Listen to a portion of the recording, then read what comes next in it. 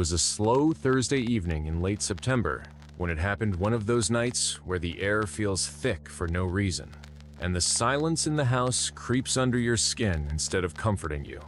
I had just finished washing the dishes and was about to head upstairs to bed when my phone buzzed on the counter. I glanced at the screen and froze. It was my number, not a spoofed number, not a similar one. My full number, calling me. I felt my heart thump once, hard, and then stall for a second, as if it too was waiting to see what I would do. With a cold sweat already forming on the back of my neck, I answered. At first, there was only static, but then, very faintly, I heard my own voice. Not just someone who sounded like me. It was me saying something I couldn't quite make out, like a recording, like a memory. I stood there, phone to ear, as the voice repeated 3 times, each iteration becoming clearer. It was a whisper at first, then more distinct. "He's still down there." The call ended abruptly. I didn't move. I couldn't. I just stood frozen in my kitchen, staring at my own reflection in the black glass of the microwave door, which now looked more like a dark window. The call had ended, but the words echoed in my head. "He's still down there." I wasn't sure what terrified me more, the fact that I had heard my own voice, or the implication that someone or something was in my basement. I stood there, trying to breathe steadily, telling myself it was some kind of prank or a hallucination. But I knew it wasn't. My phone history showed a completed incoming call from my number. I took a shaky step toward the basement door, heart pounding like a drumbeat. The hallway leading to the basement seemed darker than usual. I reached for the light switch. It flickered once and died. Of course. Of course it would. I grabbed the flashlight from the junk drawer and opened the basement door. The beam of light cut through the pitch black like a knife, illuminating the stairs and nothing else. I called out, "Hello?" hoping for silence. Instead, I heard the unmistakable creak of the bottom step, as if someone had just shifted their weight. I should have closed the door and called the cops. Any normal person would. But something deeper than curiosity pulled me forward. The air grew colder with every step I took, as though I was descending into a freezer. The flashlight flickered once, twice before stabilizing. As I reached the bottom of the stairs, I scanned the room. Dusty storage boxes, old furniture, a workbench. Everything exactly where it had always been. Except there was a mirror, a full-length one, propped against the far wall, but I had never owned one like that. And it certainly wasn't there before. In its reflection, the basement looked the same. Except there was a person standing behind me. I spun around, nothing. I turned back to the mirror, still nothing. But then the flashlight blinked out, and in the pitch black, I heard the sound of my own voice again, right behind me, whispering, breathing. I wanted to run, to scream, to break the mirror into 1,000 pieces, but I couldn't move. It was as if the very air in the basement had thickened, rooting me to the spot. My body trembled uncontrollably, and the sound of that whisper, my whisper, filled the space around me. "He's still down here. He's still down here." Over and over again, like a broken record. I turned the flashlight back on, or tried to. It buzzed and flashed violently, then finally steadied. The mirror now showed something different. It no longer reflected the basement as it was.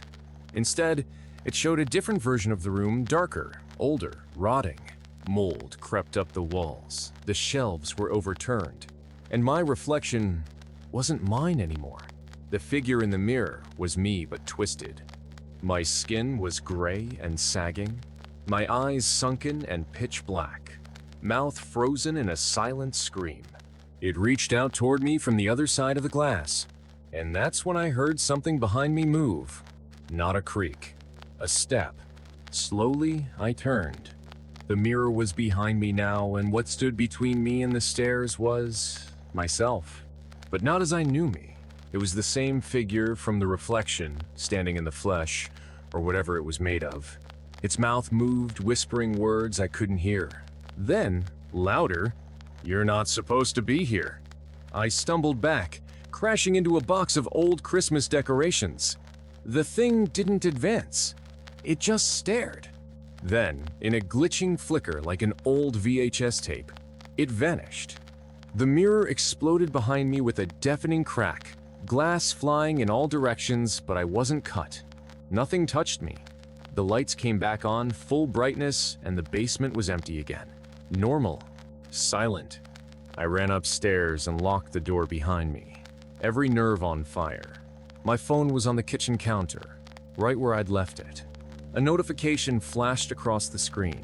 One new voicemail. The call was from my own number. I pressed play. Static. Then my voice breathless, terrified. If you're hearing this, it means I didn't make it out. He's still down there. I didn't sleep that night. I sat in the living room, every light in the house turned on, my phone clutched in my hands like a lifeline. I kept replaying the voicemail over and over again, trying to decipher the breathy tone. The panic in my own voice, trying to figure out how it could possibly exist. I never left a message. I never recorded that. And yet, it was me, saying words I hadn't said, warning myself about something I still didn't understand. The next morning, I did what I should have done from the beginning. I left the house, drove to my brother's place across town, and told him I was dealing with electrical issues. I didn't say anything about mirrors or calls or shadows that wore my face. I needed to sound sane. He let me crash in his guest room, and for a while, everything was calm. No weird phone calls. No reflections that didn't match reality. But about 3 days later, as I was brushing my teeth in his bathroom, I looked up into the mirror. My reflection was slightly delayed. Not by much, maybe a half second, but just enough to make my stomach drop. I raised my hand. The reflection followed. I tilted my head. So did it. Then I stopped moving. But the reflection kept going. It leaned closer. Its lips moved. I couldn't hear what it said, but I could read the words in the fogged-up glass. He's still down there. I left that night. I've moved twice since then, changed my phone number. I don't keep mirrors in the house anymore. And I never answer unknown calls, especially if they're from me. Because I've learned something. Once you make contact with that other version of yourself, the one that lives somewhere just outside your timeline, just outside your skin, it never fully lets go. You might forget. You might move on. But someday, maybe years from now, your phone will ring again.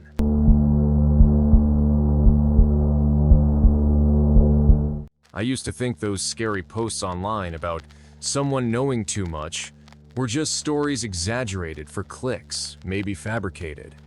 That changed last November when something happened that made my blood run cold. I was working late nights at the hospital and usually took rideshares home, rotating between Uber and Lyft. But one night, my regular apps were glitching, so I tried a lesser-known one I downloaded once while traveling abroad just called Drift. It worked. A car was nearby, and the profile showed a smiling, middle-aged man named Peter. 5-star rating. The car matched. I got in. He greeted me warmly.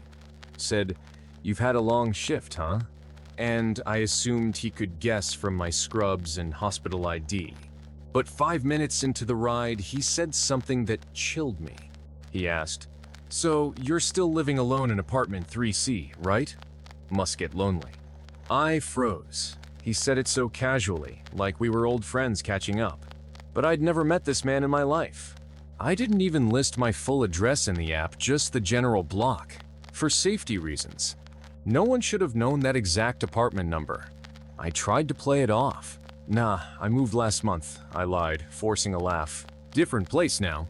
He didn't respond at first, just kept driving. Then, with a slight tilt of his head, he said, "That's strange. Then why did I see you through the blinds last night? You were eating those takeout noodles you always get. The ones from the corner Thai place." I felt like my heart stopped. He wasn't guessing. He knew. He was describing my exact dinner, my exact behavior. I slowly moved my hand down toward my purse, where I kept pepper spray while trying not to make it obvious. "Listen," I said carefully, "I think I'm going to get out here. I need to stop at the store anyway." He didn't slow down, just said, "You always lock your door after you enter, but you never lock your window, do you?" I snapped, "Let me out, now." He looked at me through the mirror. "Relax, I'm just messing with you," he said, but his voice was too calm, too steady, like someone who's rehearsed that line before. Then, and I swear this happened, he turned off the headlights while we were still moving.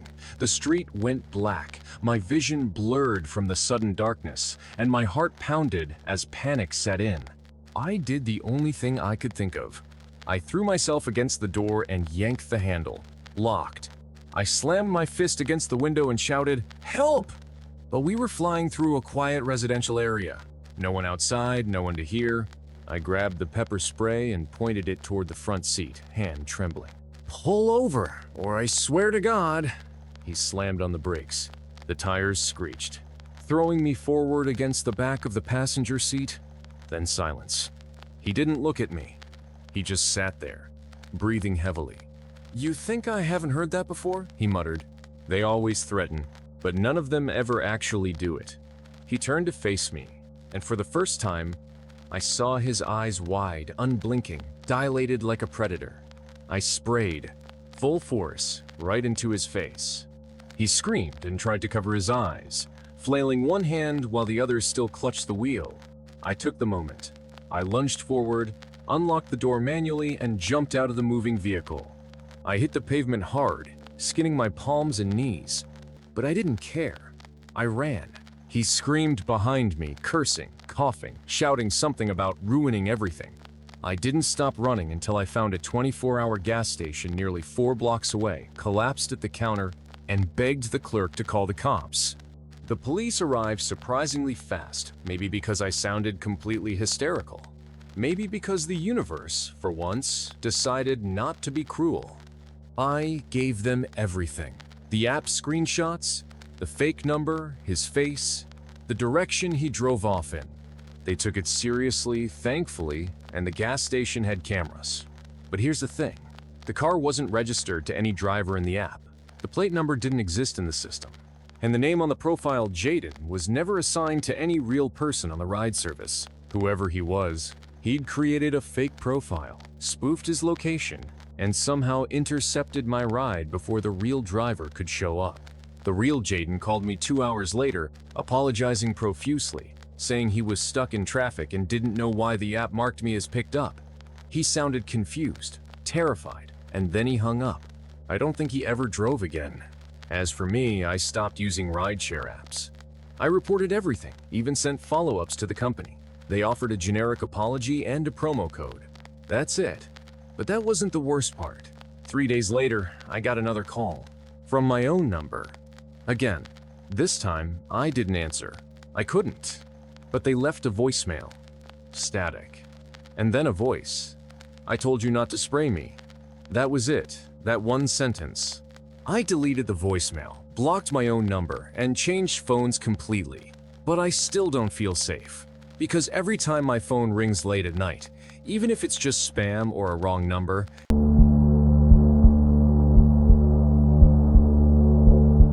it was 11:42 p.m. when my phone buzzed on the nightstand. I was half asleep, the TV droning in the background, when I glanced at the screen and felt my stomach dip. Incoming call my own number. I sat up, fully awake. I'd heard of spoofing, sure, but something about seeing my exact number name and all felt like looking into a mirror that was breathing. I let it ring. It stopped. A second later, I got a voicemail notification. I didn't press play right away. What made me freeze wasn't the fact that I had a message from myself. It was the timestamp. The voicemail was marked 11:42 p.m. tomorrow. I checked the clock again. Checked the date. Checked my settings. Everything normal. Except it wasn't. With my thumb hovering over the play button, I finally pressed it. Static. Then my voice hoarse, panicked, whispering. "Don't take the elevator. No matter what happens, don't take the elevator." The message cut off with a sound, a metallic groan, like something heavy sliding against steel. Then silence. The voicemail ended. The time on my lock screen hadn't changed. The date hadn't changed. But my life, very quietly, just had. I didn't sleep that night. I lay in bed, the voicemail playing over and over in my head. "Don't take the elevator. What elevator? My apartment building was 3 stories. I lived on the 2nd floor. The only elevator was in the parking garage, old, loud, slow. I never used it. I told myself it had to be a prank, a glitch, a weird spoof from a scammer or a bored hacker with too much time. But no matter how many times I replayed the message, that voice was mine. The tone, the cadence, even the subtle stutter I always hated it was undeniably me. I went to work the next day feeling like I was moving through someone else's life. Nothing felt right. My keys weren't where I left them. The barista at the cafe gave me a coffee I didn't order, but greeted me by name. A dog on the street barked and whimpered when I passed. Just after 9 p.m., I got a text. No number, no contact. Just 3 words. It's almost time. I stopped walking. I was halfway between my building and the parking garage. That elevator. The one I hadn't thought about in months. For some reason, my legs moved toward it. I told myself I was proving it was all in my head, that if I rode the elevator, it would break whatever curse or paranoia I'd created. But when I got there, the doors were already open. The light inside was flickering like a dying bulb. The inside smelled metallic and damp, like rainwater soaked in rust. I stepped inside. The moment I did, my phone buzzed again. A new voicemail. Again, from myself. I hit play without thinking. You're in it. It's starting. Look at the floor. The message ended. I looked down. The floor indicator didn't show any numbers, just a slow, pulsing red glow. The elevator didn't move. No jolt. No rumble. Just silence. And yet, my ears popped like I was descending rapidly. The overhead lights flickered faster now, strobing every few seconds, making it hard to tell if my own reflection in the mirrored panel was changing or if my mind was starting to unravel. I tried to hit the door open button. It didn't work. None of them lit up. My phone buzzed again. This time, a photo. A blurry image the inside of the elevator but taken from behind me. I turned around immediately. No one. Just a cold wall and a mirror that now showed no reflection at all. I slammed my fists on the doors, yelling, cursing. Then came the sound. Not the ding of arriving at a floor, but a scraping, long, slow, metallic, like something being dragged across a steel surface. Then breathing, low, raspy, like something was sharing the air with me. I spun in every direction, still alone. The breathing grew louder until it was right behind my ear. Do you remember now? A voice whispered my voice again, but older, slower, decayed. The lights shut off. Total darkness. Then the elevator dropped. It didn't move floor by floor, it just fell, for what felt like a minute. 2. My stomach rose into my chest. My ears roared. I braced for impact, but it never came. Instead, the fall stopped with an unnatural silence. And when the doors finally creaked open, what I saw wasn't my parking garage or my apartment or anything I recognized. The doors opened into a strange stillness. Just a hallway endless, made of uneven, black stone that shimmered faintly with light from nowhere. It wasn't just dark, it felt ancient, like the air itself hadn't moved in centuries. I stepped out, because somehow, remaining in the elevator felt worse. Each footstep echoed oddly like the sound bounced off invisible walls. The ground beneath me was slightly damp, and underfoot there was a gentle rhythm almost like something deep below was breathing slowly. I kept walking. My phone had no signal, no time, no battery icon. Only a glowing red message on the screen. This is where you left me. My breath became visible, though the air wasn't cold. And then, up ahead, a figure. Still, facing away. Its posture matched mine perfectly. I heard my own voice, but not from me. You said you'd never forget. My knees felt weak. A rush of memory washed over me. A night I'd long pushed away. A sudden event. The elevator. The aftermath. I realized this place wasn't a dream, or some imagined vision. It was a loop. A sealed space, built from fragments of memory and emotion, replaying something important, something unresolved. The figure turned. It looked like me, but changed older, pale, silent. eyes wide, trying to speak without sound. Then a shift. I opened my eyes in bed, drenched in sweat. My phone was beside me. No messages. The time read 3:33 a.m. I sat up, trying to calm myself. But as I walked toward the bathroom, I passed the mirror. And for a moment, my reflection kept walking.